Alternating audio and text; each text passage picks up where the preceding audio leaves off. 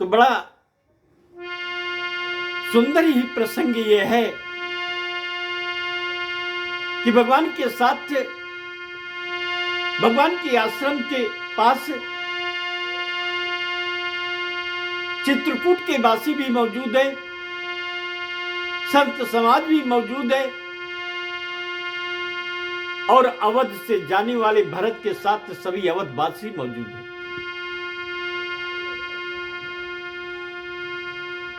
सीता जी ने सास की दुर्दशा देखी,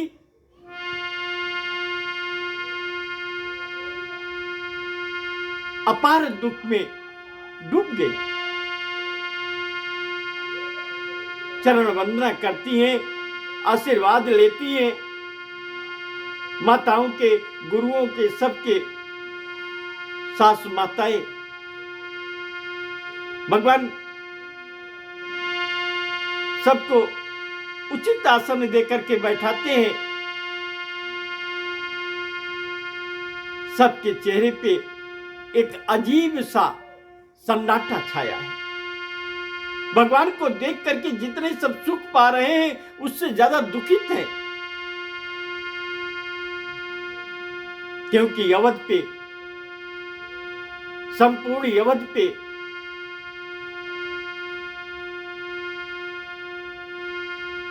अवधवासियों पे एक नहीं कई दुख के पहाड़ टूटे।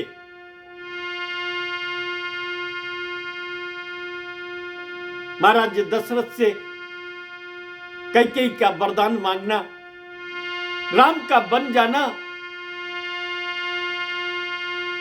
भगवान के बिछड़ने का दुख,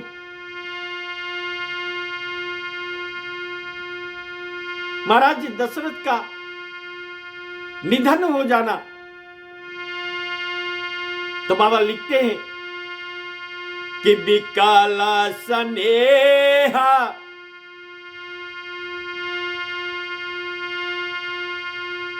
तो जब सीता माताओं के चरण वंदना की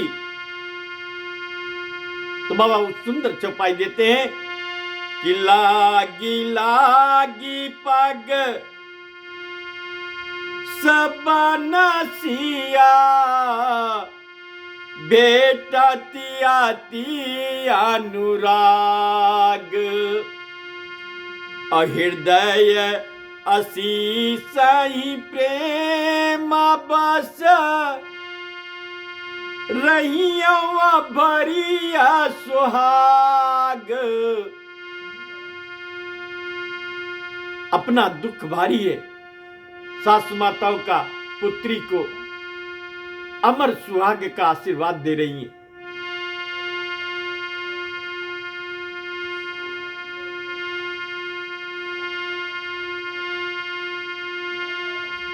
सदा सौभाग्यवती रहो पुत्री। सीता को हृदय से लगा लेती है।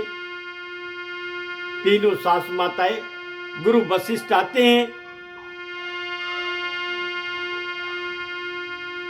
सबके बीच में और अवध से होने वाली घटनाओं का वर्णन कर रहे हैं। गोस्वामी जी बड़ा सुंदर चौपाई दे रहे हैं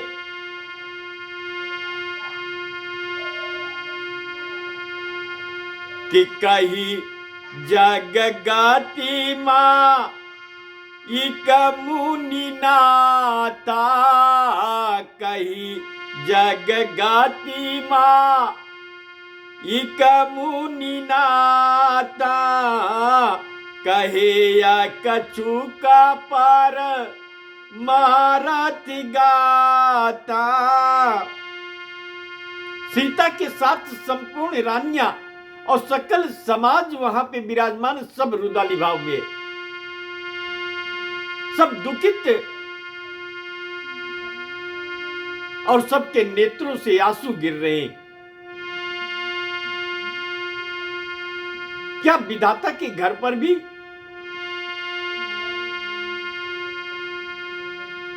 आपत्ति और विपत्तियां आ सकती है?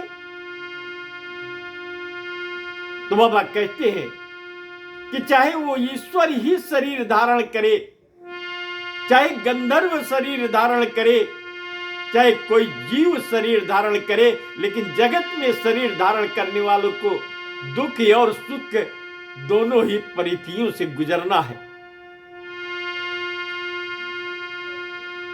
प्रेमी और वियोग की नदी से गुजरना है और संपूर्ण यवद वियोग की नदी में डूब गई थी।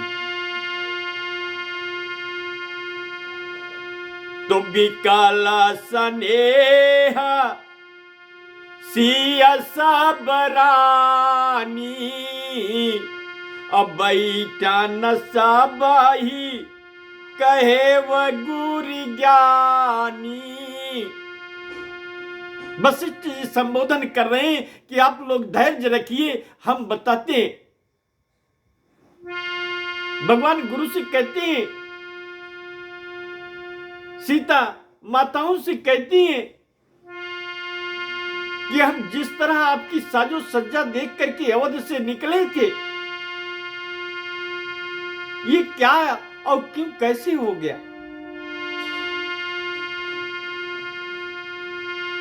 दुल्हन की तरह सजी रहने वाली अवध,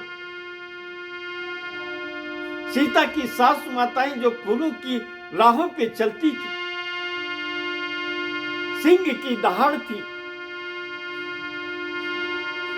तेज था, ऐश्वर्य था।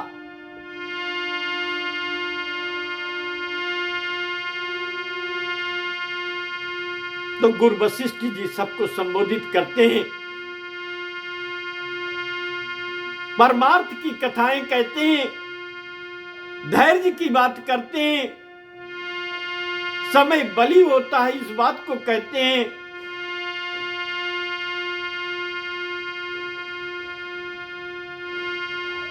तो निपे का रसूर पूरी गवाना सुनावा, सुनी रघुनाथ दुसह दुखी पावा। गुरु वशिष्ठ कहते हैं कि हे राम, अवध पे बड़ी विपत्तियां आई हैं। आप वन को चले गए, आपका वियोग छाया अवध में। आपके प्रेम में आपके पिता चक्रवर्ती सम्राट दशरथ से ज्यादा स्नेह कोई कर नहीं सकता पुत्र से। जब सुमंत्र ने आके बताया कि राम नहीं लौटेंगे, राम आगे निकल गए, हमें लौटा दिए, तो उनकी आपके लौटने की उम्मीद टूट गई। राम पिता की उम्मीद जब टूटी तो उन्होंने 7 बार ही आपके नाम लिए, और जो शरीर, जो आंखें अपने पुत्र रूपी राम को न देख पाई, उन्होंने 7 बार राम राम राम कह करते हुए और 7वीं बार अपने प्राण छोड़ दिए और शरीर को त्याग दिए। हे राम, दूसरी विपत्ति अवध पे गिर पड़ी। ये अवध विपत्तियों की मार झेल रही थी। तो निपे का रसूर पूरी गवाना सुनावा, सुनी रघुनाथ दुसाह दुख पावा। भगवान बिलक पड़े, भगवान रोने लगे और कहते हैं कि मेरा दुर्भाग्य है, अधीर्ज स्नेह करने वाले पिता का छत्र छाया हमारे बन जाने से गुम हो गई।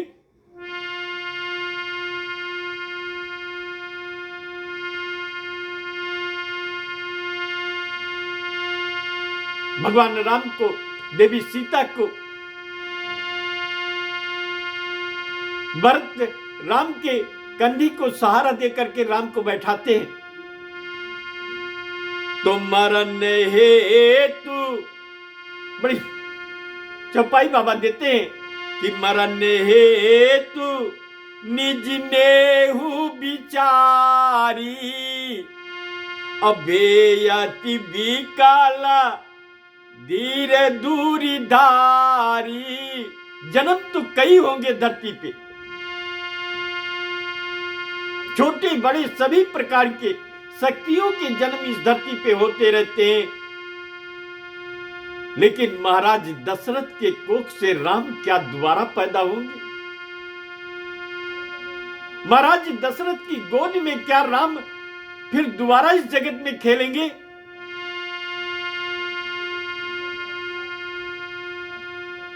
नहीं। कब कौन कहां कैसे जन्म ले, कौन किसका पिता बने, कौन किसका पुत्र बने, कौन किसकी माता बने, कौन किसकी बहू बने, तो जन्म सत्य है और उससे भी बड़ा सत्य मृत्यु है। तो गुरु वशिष्ठ कहते हैं कि मृत्यु वो सत्य है, ये शोक करने का नहीं। हे राम धैर्य रखो, जिस दिन इस धरती पे किसी का जन्म होता है उसी दिन ये दूसरा सत्य भी सन्मुख आ जाता है कि उसको एक दिन शरीर छोड़ना है। तो जो सत्य हमें पता है उस सत्य का इतना वियोग क्यों? पिता थे,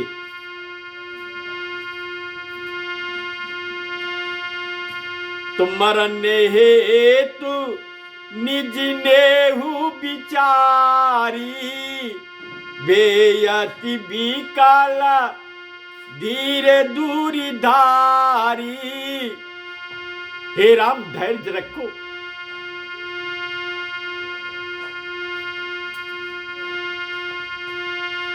कुलीसी कठोर सुनाते काटु बानी, बिले पातला काना सिया सबरानी,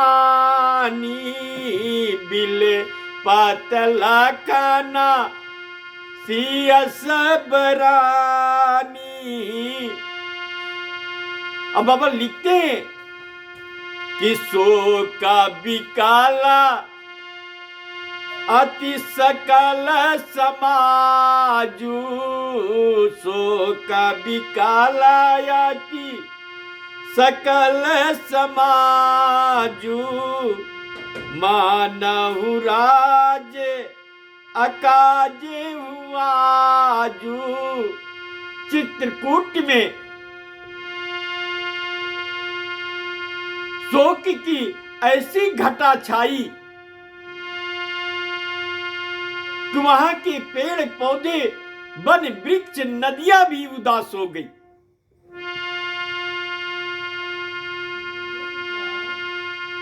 वशिष्ठ कहते हैं कि ये बात भी सत्य है कि मनुष्य शरीर स्वर्ग लोक में नहीं है।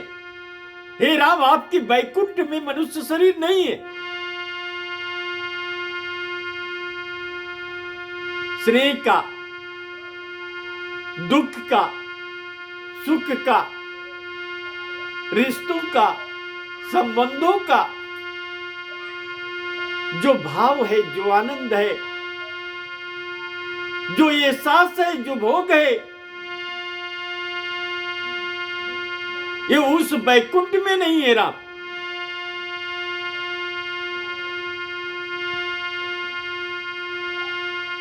और यहां अगर है, इसीलिए इस धरती पे सब शरीर धारण करने के लिए लालायित रहते राम। ये सबसे बड़ा सत्य है। आप शोक में डूब गए हैं, जो घटना घटनी थी समय के अनुसार घट गई है, लेकिन अब शोक से बाहर आइए। बाबा लिखते हैं कि मुनिवार बाहुरी रामु सामुझाए, मुनिवार बाहुरी राम सामुझाए सहित समाज सुसरिता नहाए। हे राम, इस संसार में तमाम रिश्तों नातों के साथ साथ तमाम रीतियां कुरीतियां भी होती है, क्रियाएं भी होती है, और अब क्रियाओं के अनुसार राम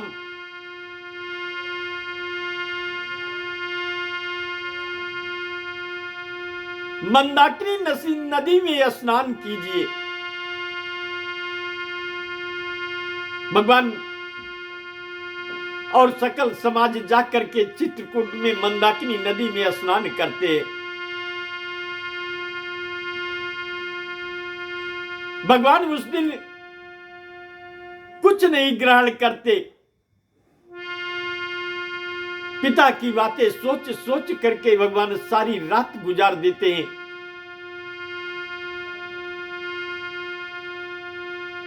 लक्ष्मण से कहते हैं, लक्ष्मण वही दिन याद है जब हम बालावस्था में जंगल जाया करते थे, रोज शिकार करते थे, आकर के पिता को दिखाते थे कि बड़ा सुंदर शिकार किया है पिताजी, देखिए कैसा हिरन है,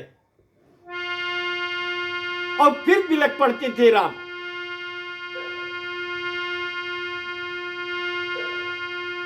साथ भोजन कराते थे पिताजी, हम सबको साथ लेकर के खाने के समय ढूंढने लगते थे, राम कहां गया, भरत कहां गया, शत्रुघ्न कहां गया, विकल होकर के पूछने लगते थे मेरे पुत्र कहां गए, किस पिता के साथ भोजन होंगे। कभी बिना हम लोगों को साथ लिए भरत भोजन नहीं किए, पिता ने शरीर छोड़ दिए।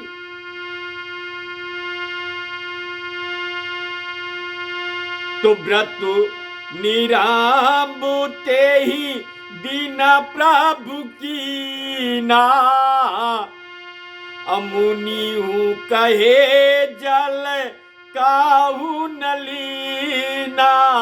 लाख सबने कहा लेकिन भगवान ने जल भी नहीं ग्रहण किया।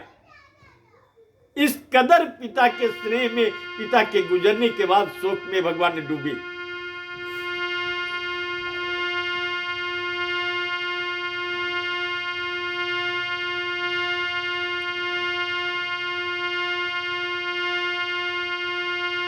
रात गुजर गई, सारी रात जागरण हुए चित्रकूट में। दीपक भगवान के आश्रम में जल रहे थे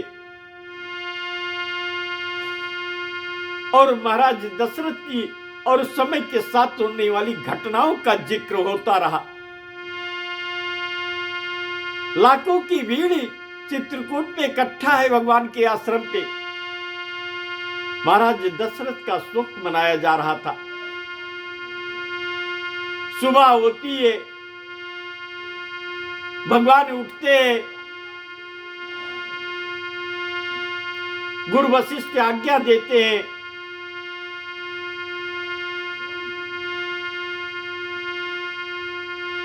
और भगवान श्राद्ध वगैरह पिता की विधि विधान से वही मंदाकिनी नदी पे करते हैं।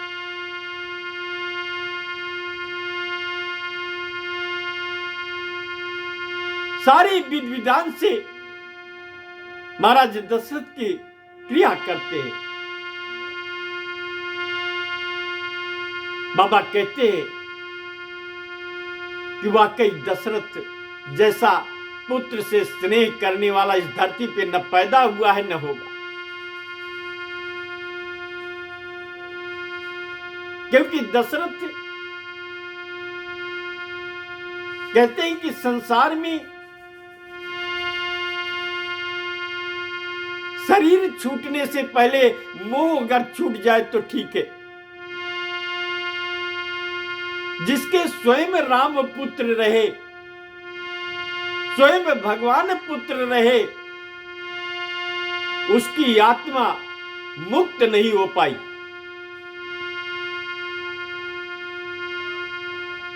क्यों नहीं मुक्त हो पाई? क्योंकि पुत्र मोह उस पिता ने नहीं त्याग पाया। महाराज दशरथ शरीर छोड़ते छोड़ते राम नाम का नाम लेते रहे, पुत्र का नाम लेते रहे और शरीर छूट गई, लेकिन उनका मोह नहीं राम से छूटा। इसलिए महाराज दशरथ वैकुंठ नहीं जा पाए, मुक्त नहीं हो पाए।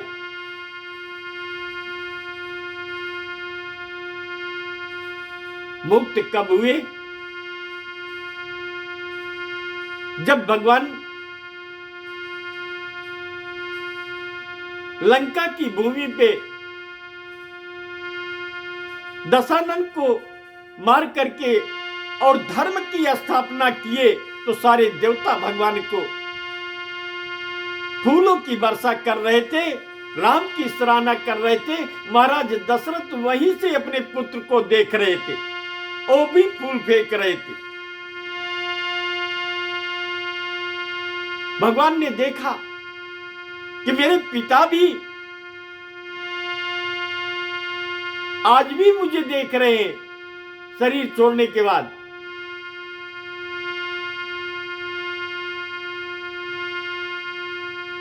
तो भगवान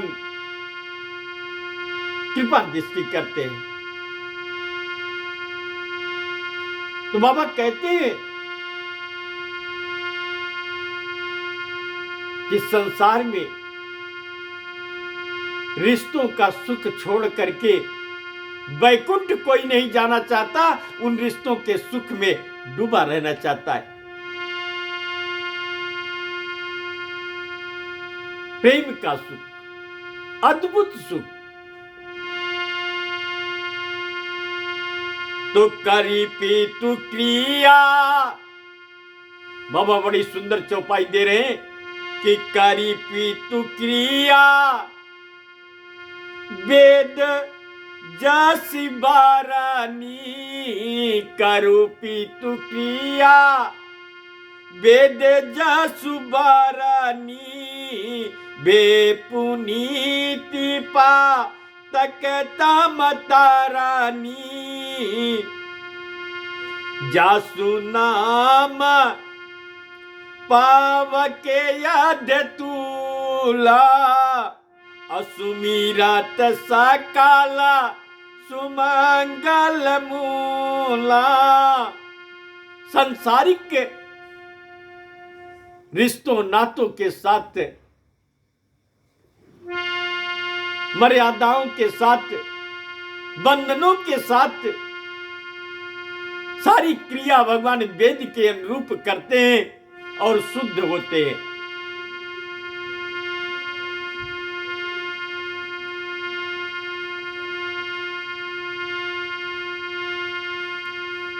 जिसका नाम केवल ले लेने से दुख मिट जाए, वो भी इस संसार में आकर के शुद्ध हो रहा है।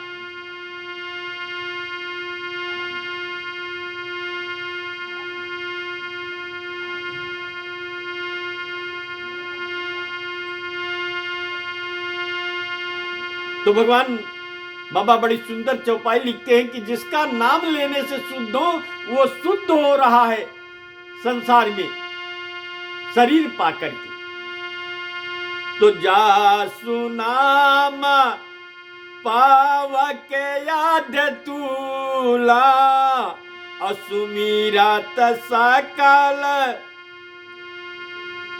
सुमंगल मूला।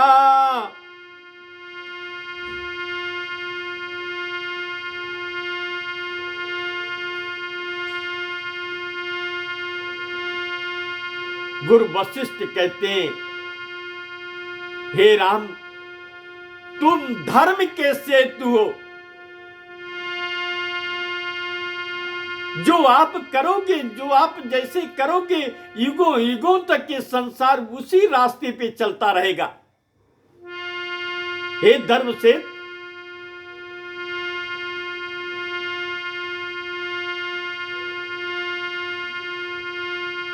दया के धाम हो राम,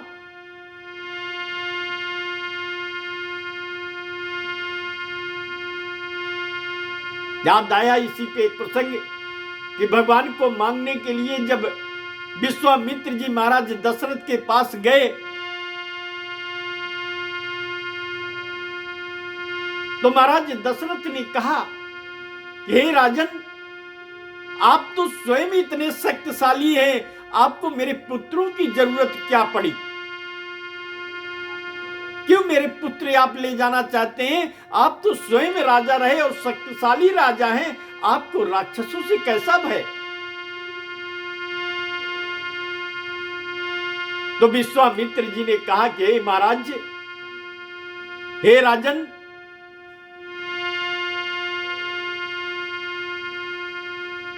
जो आपके पुत्र में है वो मुझ में नहीं है।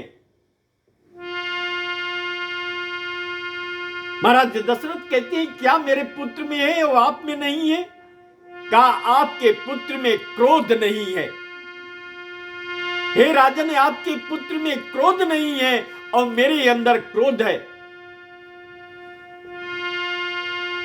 क्रोध विवेक को नष्ट कर देता है, इसलिए मैं अपने धर्म की और अपने यज्ञ की रक्षा के लिए आपके पुत्र को लेने के लिए आया हूं कि जिसे क्रोध पे नियंत्रण हो, उसका विवेक सदैव काम करता रहेगा, उसका निर्णय सदैव अच्छा होगा।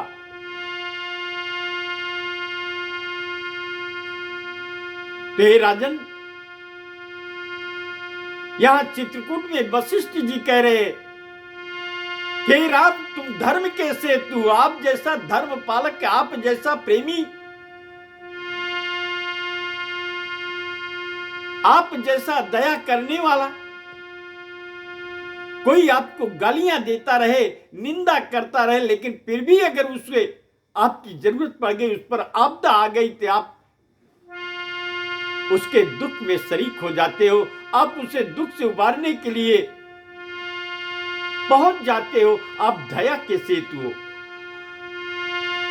तो धर्म सेतु, आप में करुणा है, आप में प्रेम है, आप में वो शब्द है जो समस्त संसार में भिन्न भिन्न में पाए जाते हैं, वो सब कुछ ही आप में है। तो धर्म सेतु करुणा यतना, कस न कहाऊं आसराम।